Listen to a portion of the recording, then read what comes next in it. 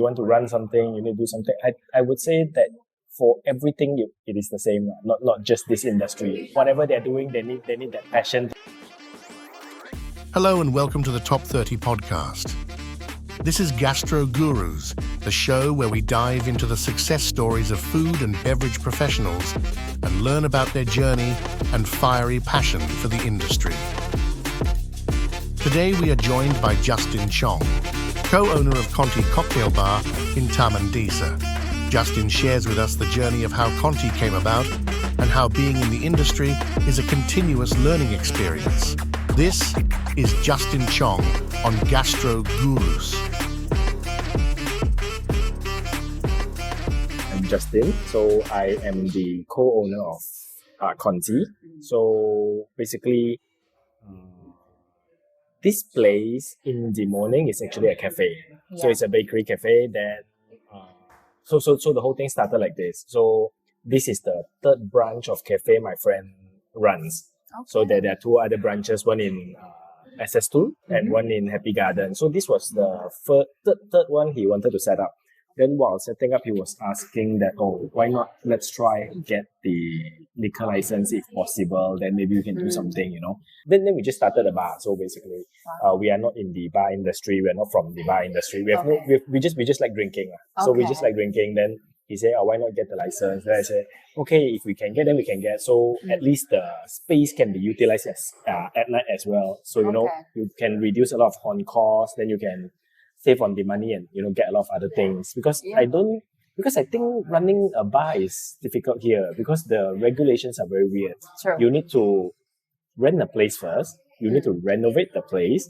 Then only you can apply for the license.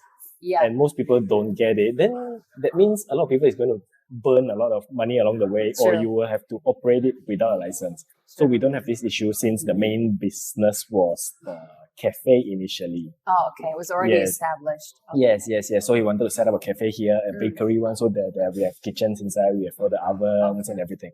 Then we managed to get that. Then we thought, okay. Then when we really got the license, then only we realized, actually we can do something. Oh. Then only we rush and get everything, or we try to hire someone. Okay. Was the name already in your mind at the time? No. Okay. Then only we played around with some name. Okay. Then he just came up with he said maybe Continental. Then we said Continental is like, the time John Wick came out. There's people will say we're copying someone.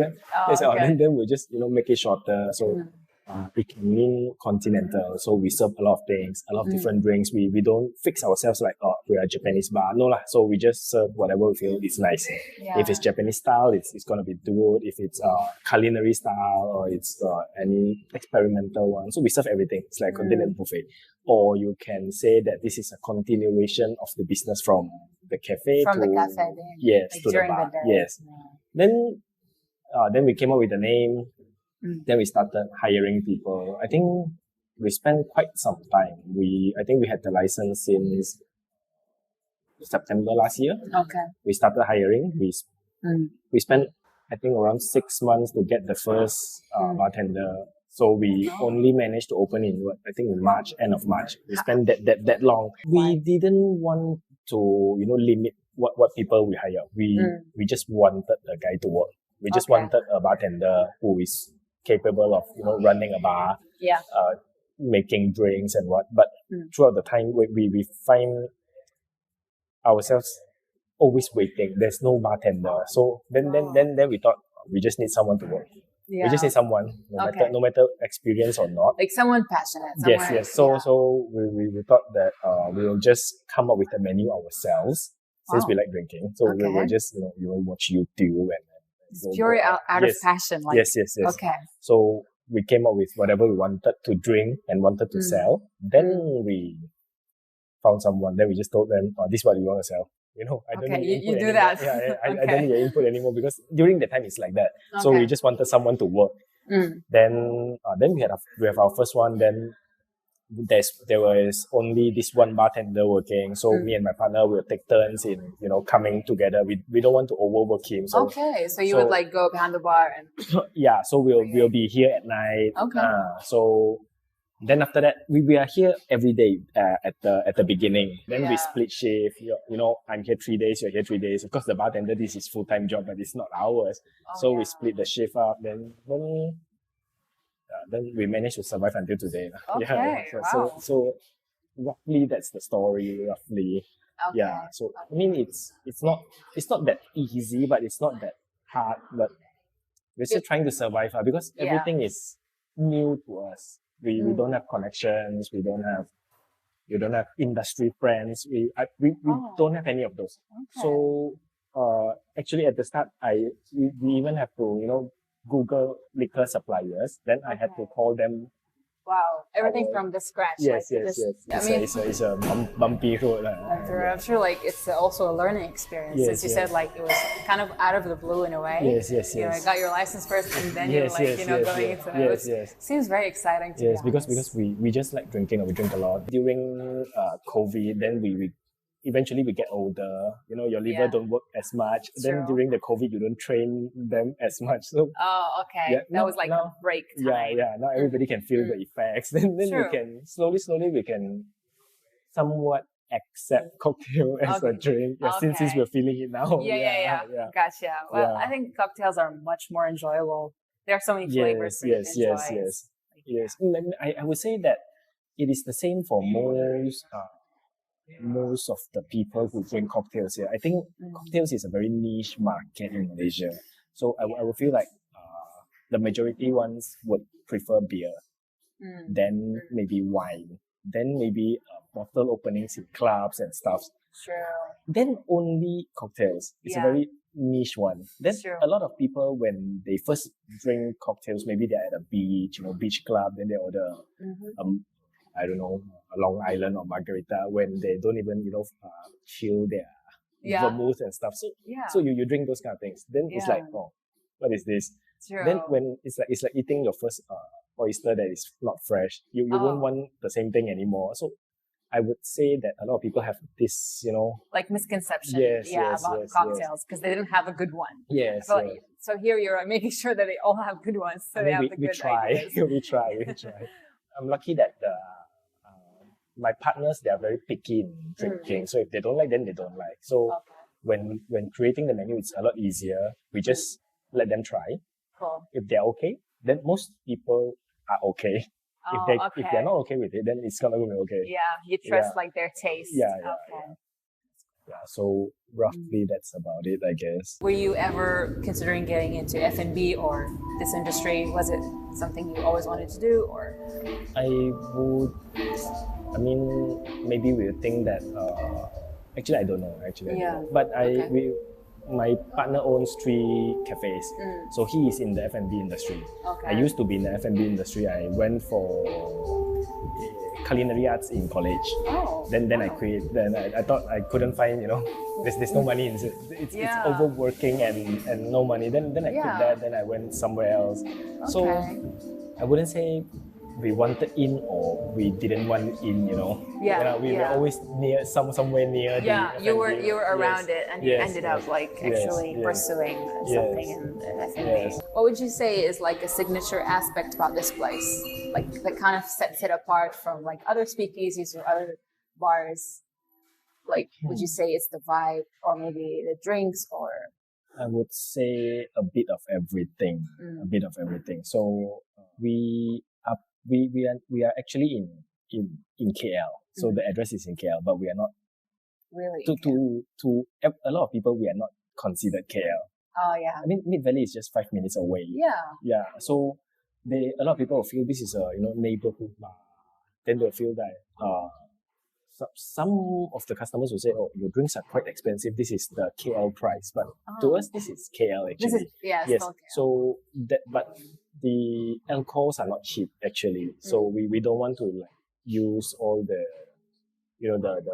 the cheapest ones just because we are in KL. Then we charge you the exorbitant KL prices. So we try our best to give you what you deserve for your money.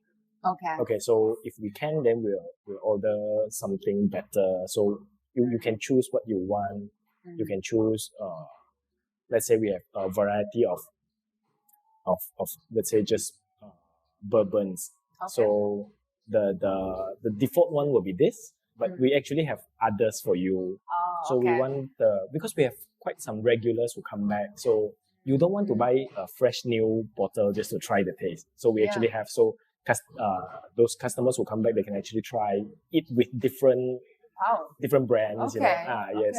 So that's interesting. And we actually renew our menu every quarter. So just for the the regulars who come back, they have new things to drink. Yes, we actually try our best to renew every quarter. I would say our vibe is not the same. I realized there are a lot of cocktail bars in town that are quite how to say quite happening, very party. You know, the songs are louder. I think me and my partners we're at the age that we just don't see our friends too often nowadays.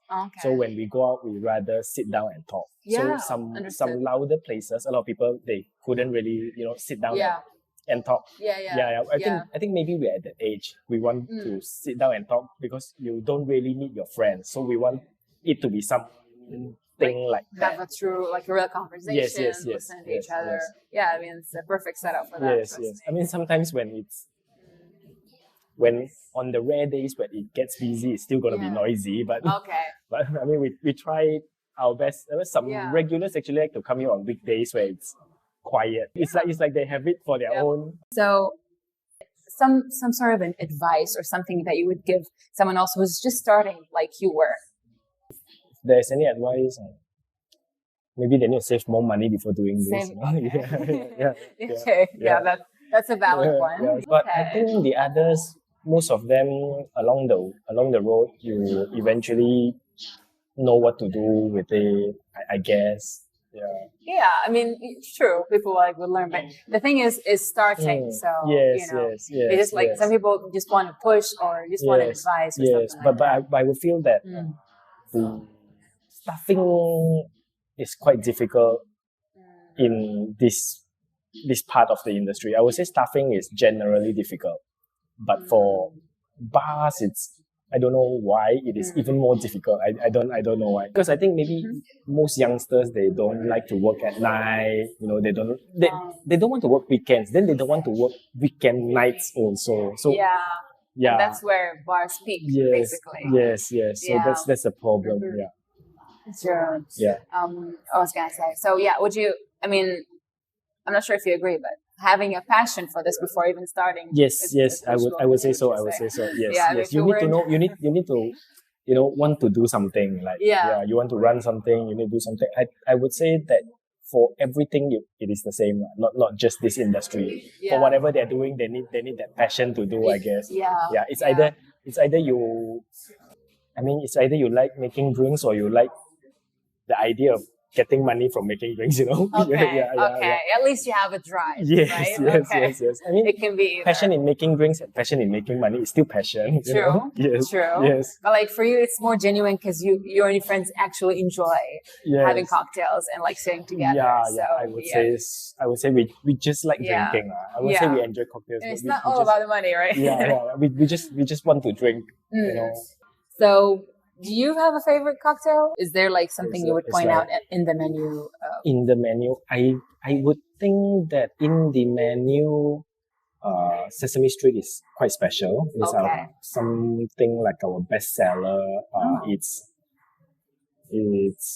a bit refreshing. Then there's this sesame oil inside, so it's savory at the same time. So I would say most people enjoy. Is there any plans in the works or maybe in the future for Conti? Would you say? I think the main focus now would be to run the place, to have consistent customers coming back. Then, of course, in the future, if we can, we definitely want to have another place somewhere else. Maybe in PJ, maybe in Damansara, in the the packed places. Yeah. Oh, that would be nice. I would say that this area of KL, we are at the beer drinking district. We have this problem where most people here they like drinking beer, so they're not it's a bit difficult to run a cocktail bar in places where people drink beer. You have to break them. Like you have to try one cocktail and you will come back for it. Yes. Change the habit. We are trying, but it is the main. I would say it's the main issue at hand at the moment because to most of the people they feel like a glass of cocktail I can have a bucket of beer. In the economic sense, it makes sense to them. So they won't even want to try. Oh yeah. Yes. And there are a lot of drinks here. So taste is very subjective. What if you ordered that one drink that is not to your taste, and you actually just wanted to try one? You tried something you don't like, then your perception towards the thing is very hard to change the mind of the majority. You're right. Yes. You're right. And that wraps up another episode of Gastro Gurus, where the flavors of life come to play.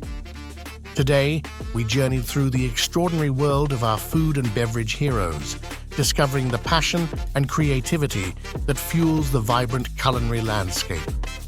We hope their stories have inspired you, tantalized your taste buds, and maybe even sparked a culinary adventure of your own. A big thank you to our amazing guest, Justin Chong, for sharing his insights and inspirations. And of course to you, our listeners, for joining us at the table of exploration and discovery. Don't forget to follow or subscribe to Gastro Gurus wherever you listen to your podcasts so you never miss out on our next culinary expedition. We'd love to hear from you as well. Share your thoughts and maybe tell us about your own food experiences and discoveries. See you on the next episode.